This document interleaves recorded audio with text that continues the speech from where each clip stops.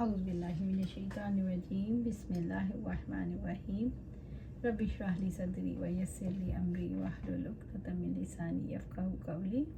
میت کی طرف سے حج کرنا اور اس کی نظر کو پورا کرنا نیز مرد عورت کی طرف سے حج کر سکتا ہے۔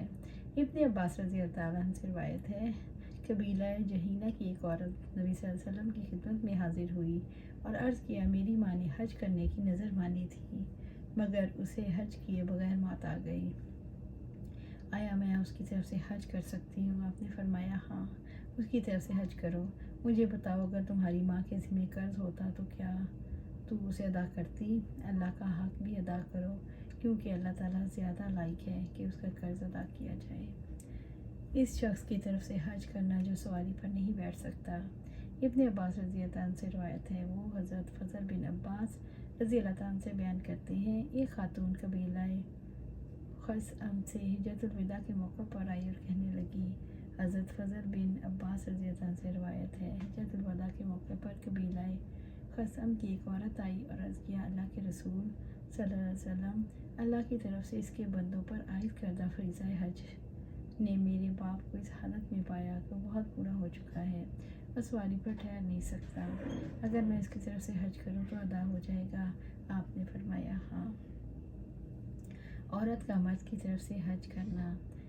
ابن عباس رضی اللہ عنہ سے روایت ہے، انہوں نے فرمایا، حضرت فضل بن عباس رضی اللہ عنہ نبی صلی اللہ علیہ وسلم کے پیچھے سواری پر بیٹھے ہوئے تھے، قبیلہ خثعم کی ایک عورت آئی، حضرت فضل رضی اللہ عنہ اس کی طرف دیکھنے لگے اور وہ ان کی طرف دیکھنے لگی تو نبی صلی اللہ علیہ وسلم نے حضرت فضل رضی اللہ عنہ کا چہرہ دوسری طرف پھیر دیا۔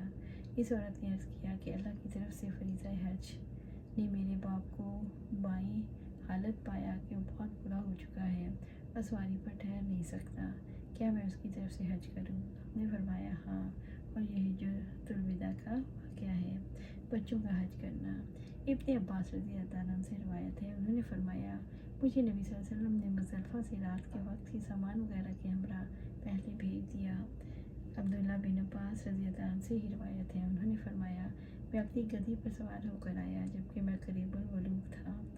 آپ صلی اللہ علیہ وسلم مینا میں کھڑے نماز پڑھا رہے تھے، حتیٰ کہ میں پہلی صف کے حصے کے آگے سے گزر گیا، پھر میں اس سے اترا اور وہ چرنے لگی، میں آپ صلی اللہ علیہ وسلم کے پیچھے ان کے ہمراہ صف میں شریک ہو گیا۔ راوی حدیث یونس نے ابن شہاب سے روایت کیا، رسول اللہ صلی اللہ علیہ وسلم حجۃ الوداع کے موقع پر مینا میں نماز پڑھا رہے تھے۔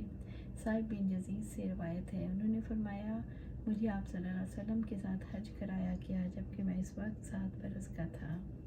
حضرت عمر بن عبدالعزیز سے روایت ہے، انہوں نے حضرت صائب بن یزید رضی اللہ عنہ کے متعلق فرمایا، انہوں نے نبی صلی اللہ علیہ وسلم کے سامان سفر بال بچوں میں حج کرایا گیا۔ عورتوں کا حج کرنا۔ ابراہیم بن عبد الرحمن بن عوف سے روایت ہے، انہوں نے کہا، حضرت عمر رضی اللہ عنہ نے اپنے آخری حج کے وقت نبی صلی اللہ علیہ وسلم کے ازواج مطہرات کو حج کرنے کی اجازت دے دی تھی۔ انہوں نے ان کے ہمراہ حضرت عثمان بن عفان، عبد الرحمن بن عوف رضی اللہ عنہ کو روانہ کیا۔ ام المؤمنین عائشہ رضی اللہ عنہ سے روایت ہے، انہوں نے عرض کیا، اللہ کے رسول، کیا ہم آپ کے ساتھ مل کر جہاد نہ کریں؟ آپ نے فرمایا، لیکن تمہارا اچھا اور خوبصورت جہاد حج مقبول ہے۔ عائشہ رضی اللہ عنہ نے فرمایا، جب سے میں نے آپ صلی اللہ علیہ وسلم سے یہ سنا، اس کے بعد میں کبھی حج سے نہیں چھوٹتی۔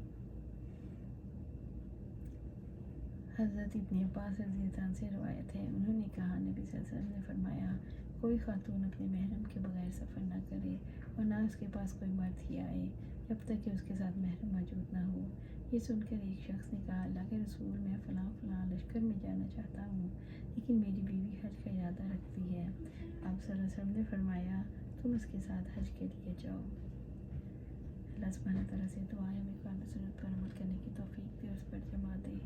اللہ سبحانہ تعالیٰ مجھے جنت فردوس کے اعلیٰ مقام پر اپنے پاس جنت میں گھر عطا فرمائے، آمین یا رب العالمین۔